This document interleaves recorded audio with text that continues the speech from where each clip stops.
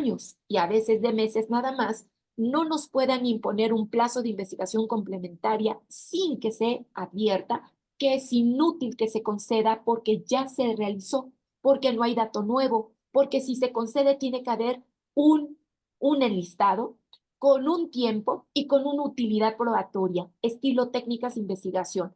Y quiero hacer un último comentario, si me permites, hermosa Jess, porque tengo muchas cosas, pero sé que los tiempos volaron y estamos sobre los minutos. ¿Qué pasa cuando en las técnicas de investigación, mis chicos, estamos solamente haciendo un ejercicio de revisión, los postulantes respecto de quién solicitó, quién resolvió, en qué sentido resolvió, autorizó, previno, negó o quién ejecutó? Metámonos al antecedente, antes de la solicitud. Es decir, el que solicita esa técnica de investigación con control judicial 252, 303, entrega de datos conservados, entre otras de las listadas del 252, contaba con el antecedente direccionado para ir sobre esa específica técnica de investigación y obtener esos datos de prueba, o en realidad están engañando o están conduciendo a un error al juzgador de técnica especializada que no lleva la carpeta, que no es juez de la causa, que no es juez de control, que tiene un oído más educado porque nos ha estado oyendo durante audiencias sobre lo que estamos litigando.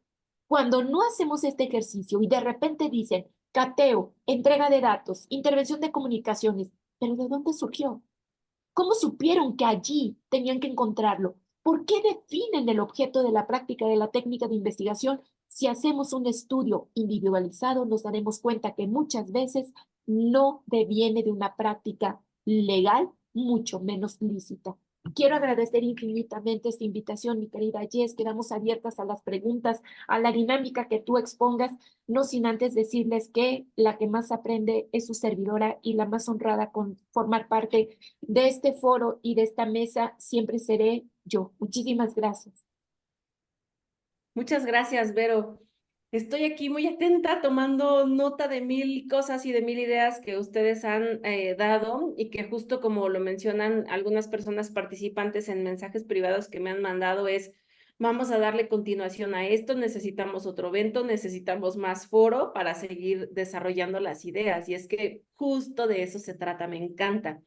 Pero bueno, ahora para volver a ceñirnos a este tema de corte de caja de la evolución del Código Nacional de Procedimientos Penales, yo le quisiera preguntar a mi adorada doctora Patti, vamos a romantiquear un poco, lo diría así, a filosofar un poco.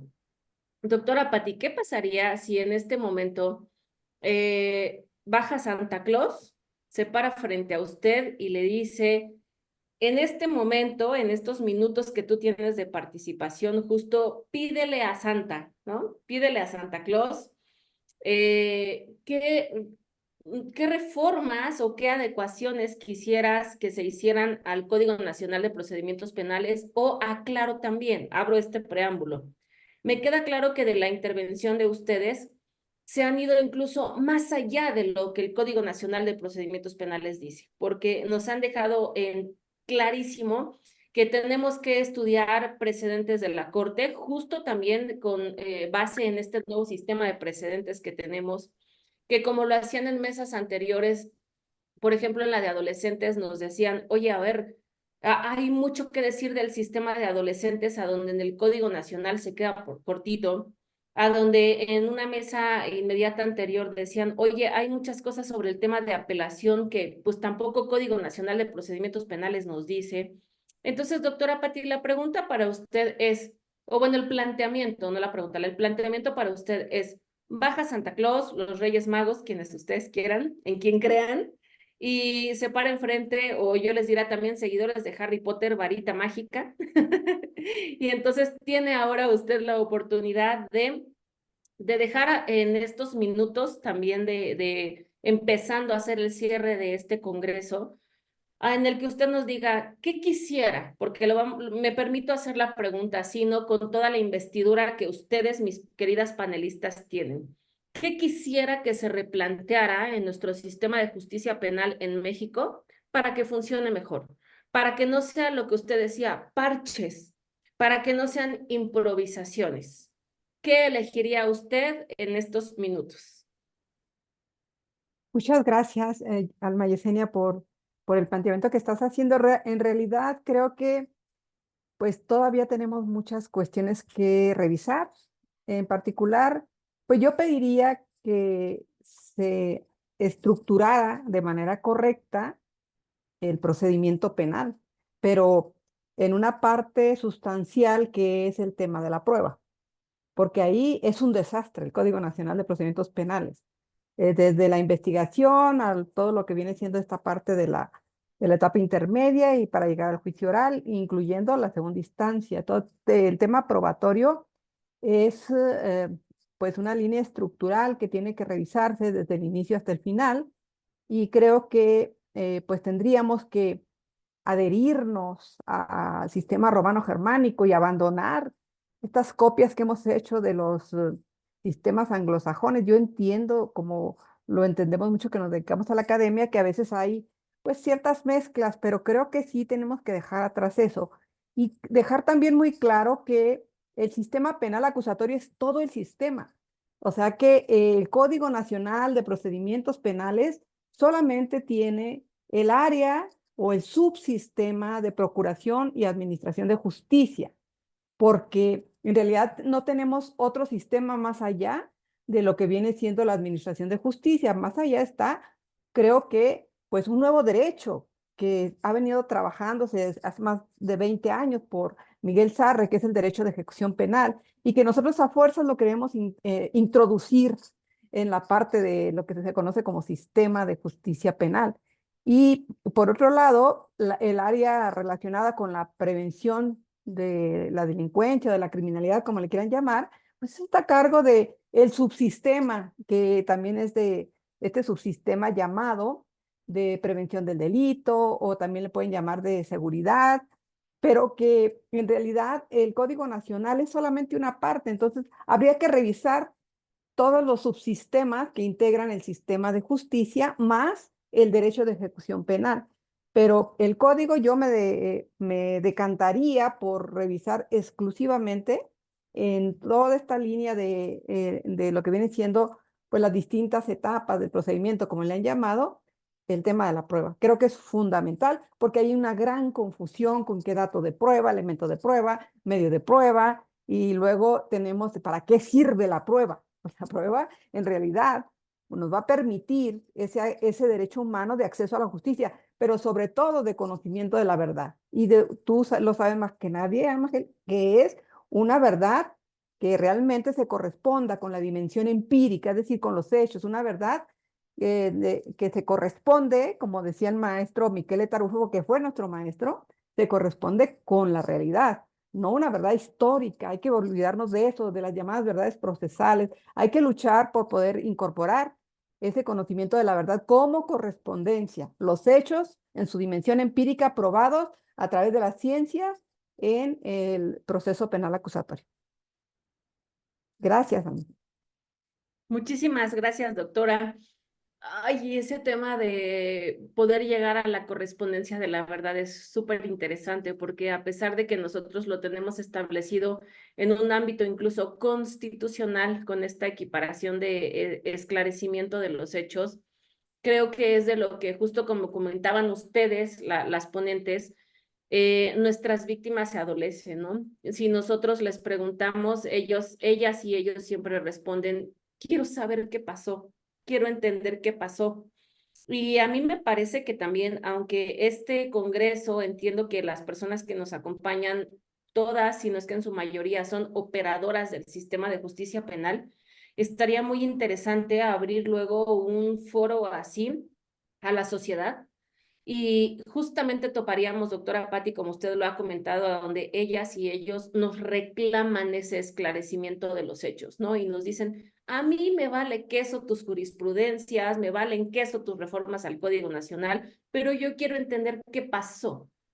Y es ahí donde mucho de la responsabilidad de nosotros como operadoras y operadores del sistema tenemos. Erika, La doctora Patti y también justo en digamos, estableciéndoles a ustedes también esta propuesta de cartita de Santa o cartita a los Reyes de qué pedirían, qué quisieran, me hace recordar la doctora Patti de algo que Erika, tú y yo vivimos cuando estábamos en CETEC, y es que justamente se hablaba desde aquellos años, se llegó a plantear la posibilidad de establecer mayores regulaciones en el Código Nacional de Procedimientos Penales sobre el tema de la prueba, que es lo que la doctora Patti ha planteado. ¿O te acuerdas, Erika, cuando alguien, no recuerdo quién, la verdad, si no hiciera la cita, por supuesto, porque la merece, que me acuerdo con Cuauhtémoc también, Cuauhtémoc, tú y yo habíamos platicado sobre el tema de, oye, y si se establece entonces un manual, ¿no? Sobre el tratamiento de la prueba, y que entiendo también hoy en día hemos estado incursionando en México sobre temas de razonamiento probatorio, sobre derecho probatorio, y que es pues justo de a lo que uno de los grandes pilares de esta famosa teoría del caso, porque pareciera ser que, ojo, los elementos fácticos, es decir, los hechos, pasaron per se, punto, no podemos hacer nada sobre de ello. Pedro mató a María, el hecho lo tenemos. Esa conducta, más bien esos hechos, perdón, encuadran en elementos jurídicos. Pero va en nosotros la responsabilidad, ¿no, Vero?, de buscar las pruebas, de que sean pruebas legales, de que sean admitidas, de que sean desahogadas y de todo lo que procede respecto de la prueba. Pero ojo, queridas ponentes, no tenemos, creo yo, no sé si es mi sesgo, porque aclaro que soy una apasionada del tema de la prueba, pero creo que no tenemos tampoco tantísimas regulaciones sobre el tema de la prueba en México, y que si las hay, se queda justamente corto el Código Nacional de Procedimientos Penales, y como bien señalaba mi querida Erika, el problema está en que en criterios de la Corte, tesis, jurisprudencias, lo que ustedes quieran, estamos ahí como tratando de remachar. Entonces, Erika, te arrincono un poco justo a la pregunta ahora. Tu cartita de Santa o para Reyes Magos sobre modificaciones en el sistema de justicia penal, pero en el tema probatorio, ¿qué pedirías tú? Perfecto, muchísimas gracias, Alma. Exactamente, lo recordaste perfecto, aquellas noches que recuerdo que creo que si íbamos a dormir era un lujo, ¿no? Y hubo ocasiones que incluso no nos bañábamos, les vamos a confesar, porque teníamos que seguir, o sea, la gente se iba del Senado para irse a su casa, cambiarse los titulares, y nosotras que estábamos a cargo nos teníamos que quedar a ver en qué ayudábamos y a imprimir lo de esta tarde del Código Nacional, de los protocolos, y para que mañana llegaran y estuvieran ya todos impresos en sus lugares los cambios, las modificaciones, las reformas que se hacían.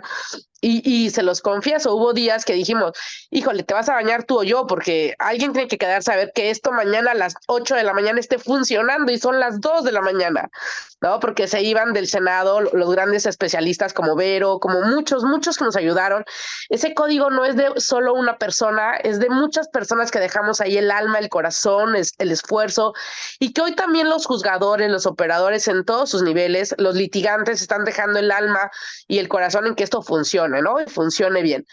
Y sí, les confieso, hubo días que salían del Senado, te acordarás, Alma, a las 10 de la noche, los titulares o los académicos o los operadores, y era como de, te quedas tú, me quedo yo, o sea, te vas a bañar tú, me voy a bañar yo, porque había que trabajar toda la noche en lo que habían trabajado todo el día, ¿no? Y estar listos para el día siguiente, tener listo lo que se había planteado para seguir avanzando en la redacción del Código Nacional, en la redacción de los protocolos, de la miscelánea penal en su momento, ¿no? De todas las leyes que tuvieron que modificar. Sí, fueron grandes días, Alma, por supuesto que sí, y reconozco todas las ojeras y los años que envejecimos en ese periodo, ¿no? Pero fue maravilloso. Y sí, tienes muy buena memoria. Hablábamos el tema tan importante de la prueba, y era un tema transversal, porque recordarás que las mesas que estaban trabajando el tema de la etapa de investigación decían, es que el dato de prueba, ¿no? Solo se anuncia. Y luego las mesas que estaban trabajando el tema de intermedia decían, es que aquí son medios de prueba, se ofrece el órgano de prueba. Y luego la mesa que estaba trabajando el tema de juicio oral hablaba de las pruebas y decía, es que aquí se desahogan y se valoran. Y luego la mesa que tenía que ver con recursos decía, es que yo no puedo asumir una jurisdicción porque pongo en peligro el tema del principio de inmediación, que además fue uno de los temas más controvertidos a nivel de jurisprudencia. Hubo congresos en el Poder Judicial sobre el tema de inmediación, y hay un librito que sacó la Corte de criterios jurisprudenciales solamente del principio de inmediación por este tema, y lo recordaste perfecto. Al ser transversal el tema de los medios de convicción, de hecho te acordarás que justo leyendo a Carneluti, nos apoyamos mucho en Ferrajoli, en realidad nosotros, y Ferrajoli te acordarás que decíamos, es que él habla de medios de convicción, y le puedes decir dato de prueba, medio de prueba o prueba, pero al final del día buscan convencer de algo al órgano jurisdiccional. Si estoy en etapa de investigación, audiencia inicial, busco convencerlo de que tengo lo suficiente para una vinculación, o busco decir no tienen lo suficiente, por favor no lo vincule, ¿no? Si estoy en etapa intermedia, busco convencerlo de que tengo lo suficiente para un juicio, o viceversa, no tengo lo suficiente, no hay lo suficiente, y hablábamos de un sobreseimiento funcional a partir de la valoración probatoria en etapa intermedia. Y a su vez, en la etapa de juicio oral hablábamos de este medio de convicción para convencer de una sentencia condenatoria o de una absolutoria, ¿no? Entonces, estaba muy padre, y sí, hablábamos de eso, no jaló, y lo que intentamos, te acordarás, fue en la miscelánea penal generar, así como hicimos protocolos de policía, que ya era como el plan B, o sea, no jaló la reforma, no jala la ley, los planes B, y el plan B era como un tipo de manual en el tema de la prueba, ¿no? En el tema de este tema de la valoración, pero estaba muy joven todavía nuestro razonamiento probatorio en ese tiempo, Alma. Nos hacía falta irnos a España y estudiarle más a ese tema. No nos la compraron tan fácil, aunque nos esforzamos muchísimo, tú lo recordarás, por meter lo más que se pudiera, ¿no? Y justo es por eso que empecé este proyecto que les comenté de las jurisprudencias, porque el proyecto suma. O sea, hay muchas que han sido superadas, otras que la verdad yo, en lo que estamos comentando, luego les pido permiso para expresarme de la forma más natural y le pongo, este es un criterio que es una joya, ¿no? Y le pongo entre comillas, joya, ¿no? Y en este pongo, este me pone muy triste, ¿cómo es posible que hayan dicho esto? ¿No? Porque justamente se da este devenir diario de cómo se está interpretando el sistema. Entonces, en mi cartita mágica Santa Claus, yo lo que haría sería retomar mucho de los elementos probatorios que ha dicho la jurisprudencia. Vero y yo parece que nos pusimos de acuerdo, porque yo hablé de la jurisprudencia como un tema muy cartográfico, muy frío, y Vero llegó y dijo, aquí está el ejemplo perfecto. Vean el tema de prueba, la prueba circunstanciada, la prueba directa, el 314, ¿no? Cuándo sí se va a aceptar y cuándo no, aunque estemos en audiencia inicial, en un tema de cautela, etcétera. Entonces, me parece que fue el ejemplo perfecto para decir, tenemos que seguir alineados, tenemos que seguir estudiando y tenemos que seguir reconociendo cuáles son estas mejores prácticas y cuáles no. Ustedes se acordarán que por 10 años estuvo la jurisprudencia que decía que era improcedente el amparo contra el tema de la medida cautelar y la vinculación a proceso por los cambios de situación jurídica, y hubo ahí un relajo. Bueno, ya hay una jurisprudencia que se resolvió por la Corte por contradicción, donde dice claramente cómo se debe valorar o no en el tema de vinculación a procesos, si se puede o no, efectivamente el hecho que la ley señala como delito, qué alcances tiene. Este tipo de cosas deberíamos recogerlas para efecto de hacer yo no sé si se requiere una reforma, porque la jurisprudencia, como ya es de corte, pues tendría que ser obligatoria, Alma. Yo creo que lo que haría sería, en mi cartita Santa Claus, pedirle que sigan existiendo, como en algún momento existieron, estos recursos para que llegue la capacitación a muchos lugares, para que llegue este tema de difusión. Yo lo que haría sería política pública en el tema de difusión de estos criterios, porque ya existen y son buenos, hay muy buenas prácticas en los criterios. Entonces, me gustaría más que mi carta fuera justo, que hubiera yo lo haría directamente desde un transitorio, que hubiera, como hicimos CETEC en su momento, que hubiera una partida presupuestal, ¿no? Directa de presupuesto de egresos, con la finalidad de que las entidades federativas siguieran capacitando en el sistema penal acusatorio. eso haría. Y en estas travesías o cruzadas, le llamabas, ¿no? Seguirnos viendo, porque al final del día aquí hay grandes personas que podrían perfectamente seguir en esas cruzadas, actualizando, ¿no? Generando y dando las mejores prácticas, definitivamente. Y solamente porque me escribieron un mensaje de que corrigiera, que no, es que estoy enfermísima, perdón, que no se me entendía muy bien el tema de los datos, solo que los dijera correctos, completos, perdón. Ok, en la 10ª época son 707 jurisprudencias y solo 120 tienen relación con el sistema acusatorio, solo hablando de jurisprudencias. Del 10ª época, 11 años. Del 2021, 2022 y 2023, que es la 11ª, ya estamos en el, digamos, actualizados, fueron 131 criterios. Solo del 2023 fueron 81. En total, hasta ahorita llevamos 251 criterios jurisprudenciales entre corte, plenos de circuito o plenos regionales y tribunales colegiados. De estas 251, bueno, algunas han sido superadas, por supuesto, ¿no? Algunas incluso están pendientes porque están en contradicción y pues creo que serían las únicas 251 que tendríamos que leer. Ya hicimos todo el trabajo estadístico y hicimos todo el trabajo de investigación. Ya les pasaremos nada más las 251 para que lean ello y estemos actualizadas con 15 años de jurisprudencia. Sería lo que yo diría, Alma, y muchas gracias por el favor de tu atención y la invitación. Gracias a todas por escucharme, a todos, de verdad. Y mil disculpas, estoy algo mormada, pero no me iba a perder por nada esta participación. Muchísimas gracias. Ibero, te quiero con todo mi corazón, lo sabes. Muchas gracias, Erika. Me encanta cómo dice, son tan solo 251 que tienen que estudiar, pero que, o sea, a ver, también, o sea, no es como lee la parte principal, ¿no? O sea, es que es remitirte al asunto completo y echarnos completo el asunto de las 251, ¿no? Y que además, al corte de hoy, porque habrá que ver qué se viene, ¿no? Habrá que ver qué pasa la siguiente semana y esto cada vez se pone más interesante. Yo digo que eso es lo bonito de vivir, eso es lo bonito de amanecer cada día, porque no sé ustedes, pero yo despierto cada mañana diciendo, ¿y qué habrá hoy? ¿Y qué se nos habrá ocurrido hoy? O cada viernes, ¿no? O sea, yo sí el viernes no me perdono levantar temprano porque es como de, wow, viernes de jurisprudencia, vamos a ver con qué salimos hoy. Entonces, gracias, Erika. Además, reconozco que estés malita ahí de vías respiratorias. Muchas gracias también por el esfuerzo de estar aquí. Gracias, doctora Patti. Y ahora, mi querida Vero.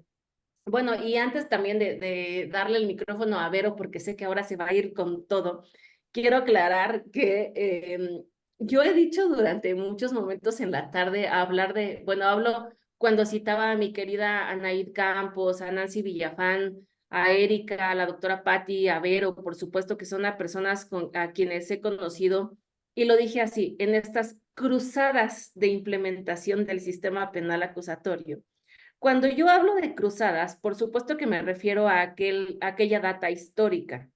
Y es porque de verdad que cuando una se paraba frente a grupo, y hablo de cualquier perfil, sea defensores, policías, jueces, juezas, el perfil que fuera, oigan, nos trataran como si fuéramos brujas hablando de magia negra y que les estábamos hablando de un sistema penal acusatorio y entonces yo decía, ay, siempre me van a hablar de contrarreforma, siempre me van a decir que esto no va a pasar y siempre era como yo le llamo a este espíritu contreras, ¿no?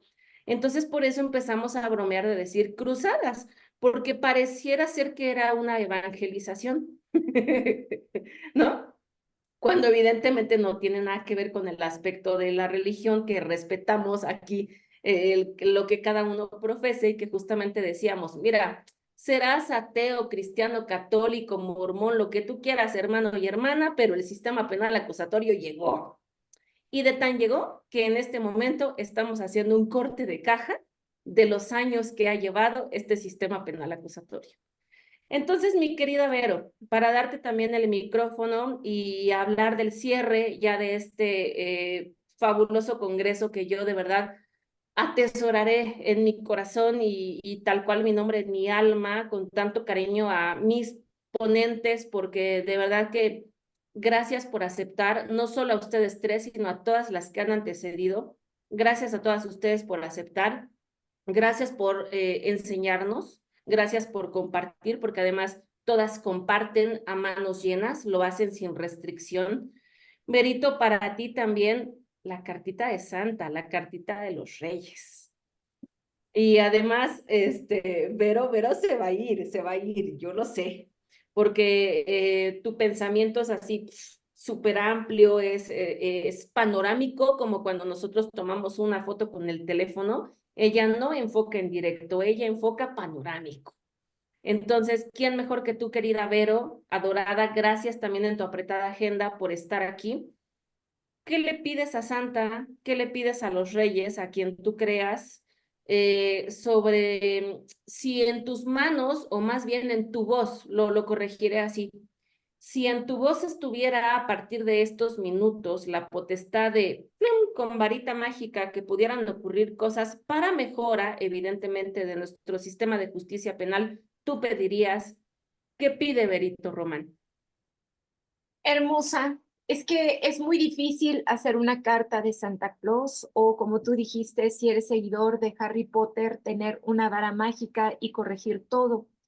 Yo quiero decirte que es un complejo y al ser integral necesitamos no descuidar nada, seguirlo trabajando de manera ininterrumpida, porque mi Eri dijo algo, hay que capacitarnos y a mí me ha agradado sostener una frase que es muy fácil recordarla, el café.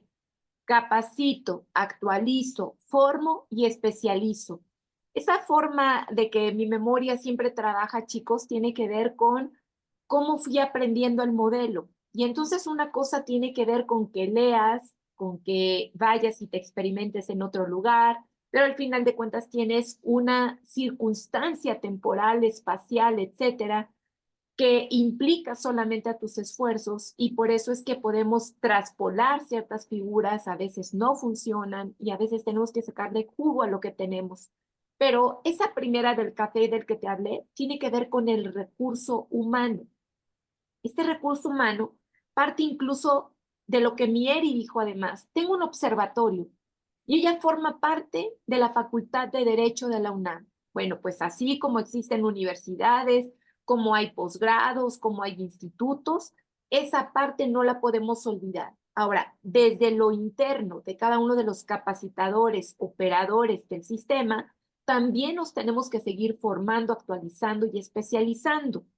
¿Qué quiere decir esto? Que ninguna fase procedimental puede ser olvidada ni puede ser nombrada como la más importante, la más compleja, la que yo solamente me dedico a estas partes o a estos tipos penales, sino que quien no sepa el antes, el que está haciendo y el posterior hace defensas, acusaciones, asesorías indebidas porque están no completas. ¿Qué significa esto? Que evidentemente cuando yo tengo mi alma preciosa, que decirte después del recurso, necesito con qué trabajar. Y yo quiero hacer un expreso reconocimiento a todos aquellos seres que formaron parte de la redacción de un numeral que a la vez ha sido o criticado a la buena, a la mala, pero de no haber tenido ese numeral, no hubiéramos tenido de qué partir. Y siempre se olvida eso. La evolución tiene que ver con el reconocimiento del que tuvo valor de escribir, el valor de sustentar, y después de que se opera es cuando tú puedes darte cuenta si funciona o no. Déjame dar un par de ejemplos. El numeral 467, en la fracción séptima, cuando te habló de la vinculación a proceso como causal de procedencia para el recurso de apelación, no fue expreso en regular a la no vinculación a proceso. ¿Qué tuvo que pasar? Pues un criterio orientador para decirte que estaba ahí también inmerso. Pero ¿qué pasó, por ejemplo, cuando un 459 te habla de que las víctimas pueden llevar a cabo esta recursación respecto de la reparación del daño?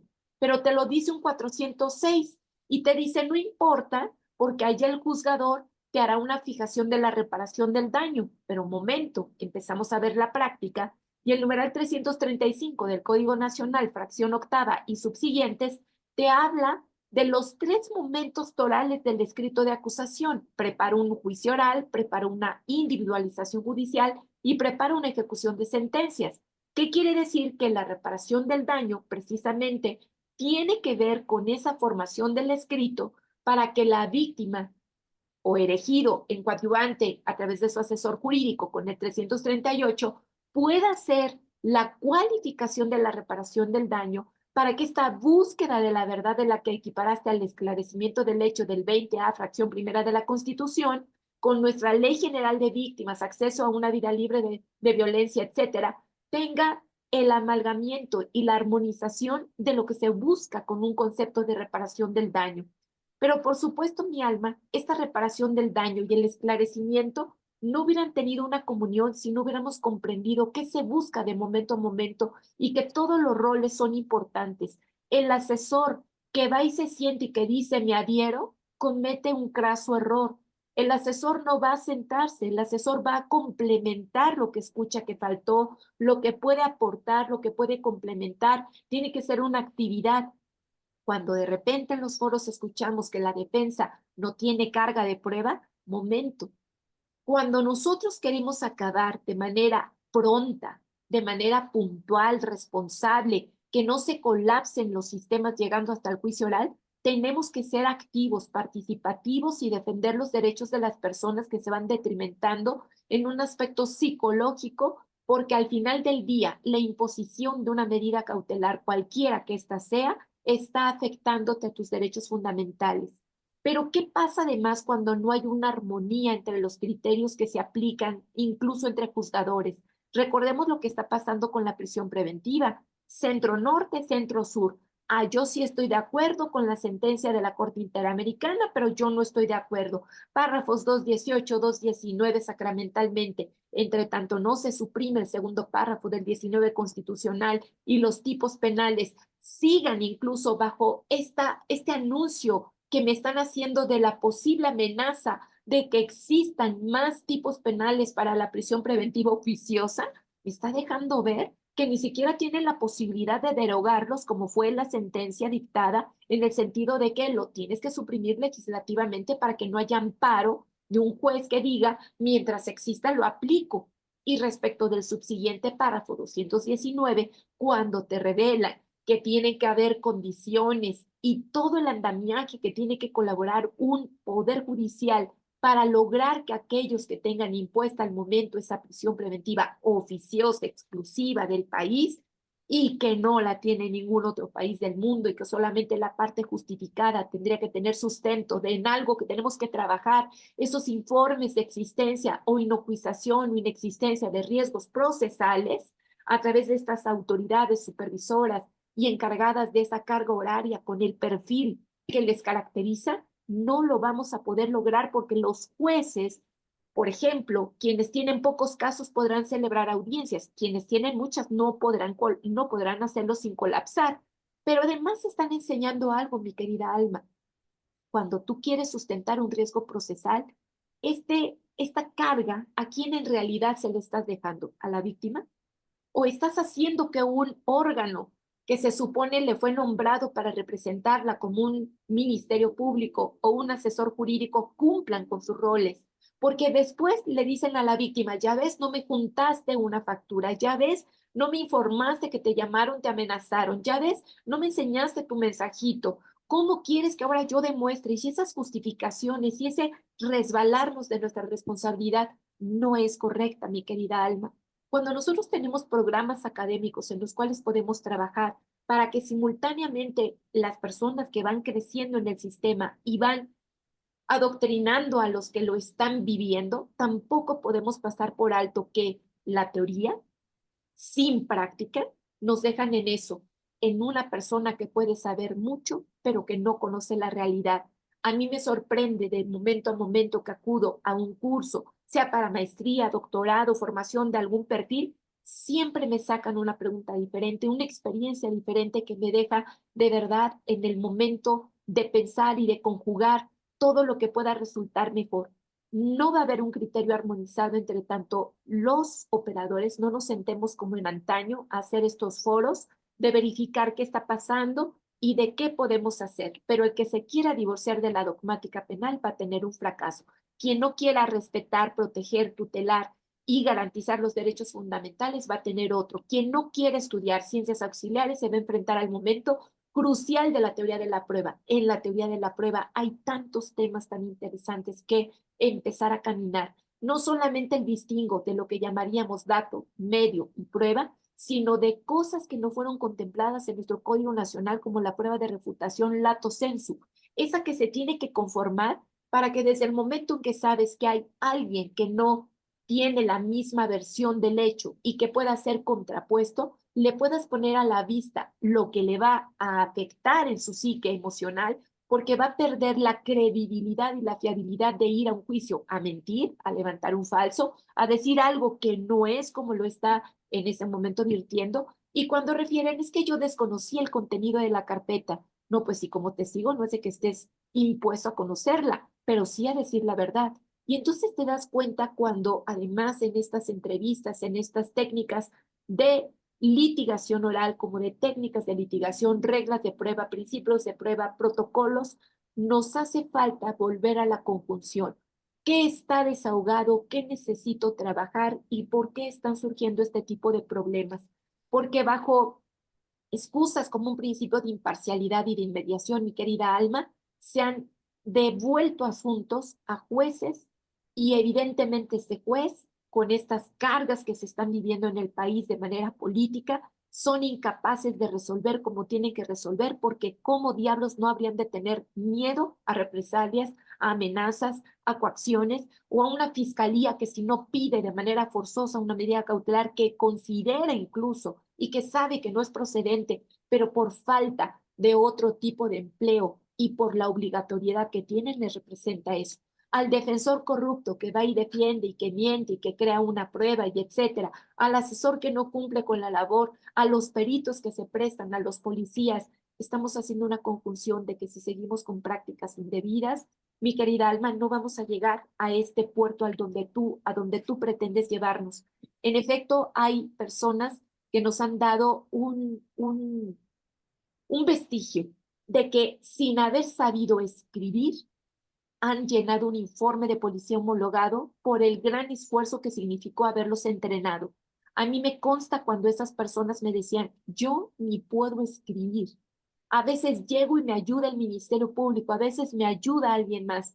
Tenemos a peritos que no saben llenar dictámenes hoy, ni mucho menos defenderlos. No saben diferencias entre un informe, un dictamen, a ministerios públicos y defensores que no sabemos plantear los problemas para que lleguen y aterricen a los puntos, a testigos que tienen que ir a complementar sus entrevistas, querida Alma, porque no se cumplió con la utilidad probatoria, con la relevancia de lo que tendrían que saber. Y eso es tan fácil saberlo con la dogmática penal porque podríamos saber dónde capitalizar nuestros esfuerzos para lograr que sujetos acreditantes de documentos sí concurran, sí estén protegidos y todas las personas confíen en nuestro sistema de justicia.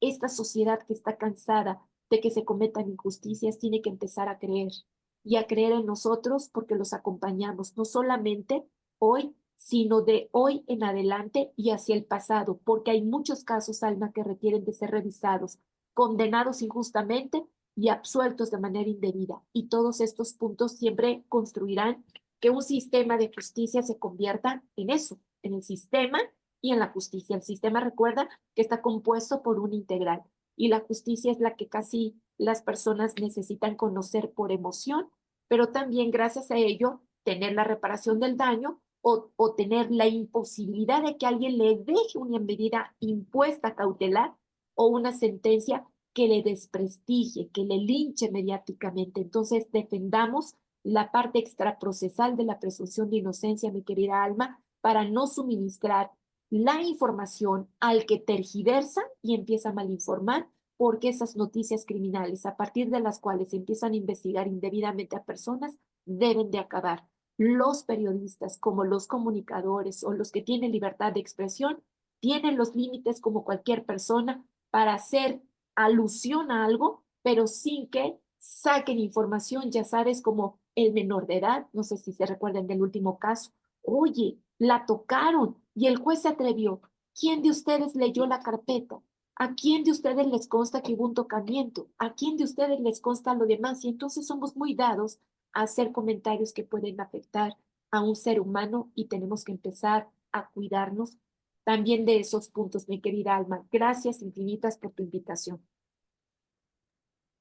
Muchas gracias, Vero. Y es que justamente cuando se planteó el objetivo de este congreso y lo compartimos a las personas participantes, yo aseguraba que íbamos a tener un intercambio de ideas de alto impacto, de personas expertas, de personas operadoras, de personas inmiscuidas en esto, y que además me encanta que una vez establecido este primer escenario, el segundo y subespecializado sea que todos y todas hayamos notado que es de mujeres fregoncísimas, expertas en este sistema, de mujeres abogadas, de mujeres inmersas en aspectos del derecho penal y procesal penal, y de quienes a lo largo de esta tarde hemos aprendido tanto, y de quienes estoy tan agradecida, de verdad, porque de alguna u otra manera comparto con ustedes, sin que eso les haga pensar que es un sesgo mío en la convocatoria, por favor, porque seguro lo han notado de cada una de las intervenciones, pero de quienes estoy tan agradecida de verdad en corazón y alma porque hayan aceptado estar aquí compartiendo con nosotras y nosotros, y de quienes tanto hemos aprendido. Entonces, a mis queridas ponentes durante esta tarde y noche, seguras estén de que pronto les estaremos buscando para organizar cursos de especialización y de actualización que tanto nos urgen a quienes operamos este sistema de justicia penal, y que, pues bueno, desde ya este congreso, justamente dentro de otra de las finalidades que ha tenido en este gran 8 de marzo, es de abrir el micrófono a mujeres expertas, porque sí habemos mujeres abogadas, sí habemos mujeres abogadas fregonas, sí habemos mujeres abogadas penalistas, que era luego lo que me decían, ¿no? Es que no hay mujeres penalistas. Hello, han visto todo lo de esta tarde, entonces sí la sabemos, sí estamos, y el micrófono en Abocacil y en Estrategas está abierto para ustedes. Tengo que hacer en estos minutos de despedida también hacer un súper particular, pero muy especial agradecimiento a quienes nos han acompañado desde la escucha de mis queridas ponentes, porque los he traído aquí 5 o 6 horas conectados, porque no se han desconectado, porque no se han movido de la silla, porque están lanzando preguntas y comentarios, porque desde días previos estaban aquí activos con los cuestionamientos, con la forma de inscripción y todo esto, y porque todo esto se debe gracias a ustedes, gracias a su interés, gracias al ímpetu que tienen de que seamos mejores personas y mejores personas operadoras del sistema de justicia penal cada día. Entonces, cuenten conmigo y cuenten con nosotros para ayudarles en las consultorías, en la capacitación, en todo lo que se pueda para que puedan contar con ustedes con las herramientas de que cuando afronten a sus casos, esto nos ayude, claro, a que sean mejores fiscales, mejores asesores jurídicos, mejores defensores, mejores personas juzgadoras, para que pues juntos hagamos frente a esto. Y de lo único que se trata es de que el día de mañana tengamos un mejor país, y de que sobre todo, creo que ya también a nuestras canas se vale decirlo, a las generaciones que traemos aquí al ladito de nosotros, porque no se vale decir detrás, sino a los chiquillos y chiquillas, ¿no? Que traemos de la mano y que además tienen nuestro corazón, pues encuentren un mejor país. Creo que esa es la amiguita, ¿no? Que nosotros podemos dejar. O sea, dejarles un mejor país, dejarles un mejor sistema, dejarles un mejor ambiente de seguridad, de todo lo que se pueda, es pues lo poquito que nosotros podemos hacer a través de esto. Entonces, mil gracias de verdad a todas nuestras ponentes, gracias a las personas que se conectaron para esto. Procederé a hacer todo el tema de convertir la grabación, y por supuesto que todas estas grabaciones se van a compartir sin ningún lucro. La idea es que se viralicen y que lleguen a todos los rinconcitos y a todas las personas para que aprendamos de todo lo dicho durante esta tarde y esta noche. Estoy muy contenta. Me despido de ustedes y les mando un abrazo con mi alma. Soy Alma Yesenia Peña y muchísimas gracias por todo. Que pasen una extraordinaria noche y hasta la próxima.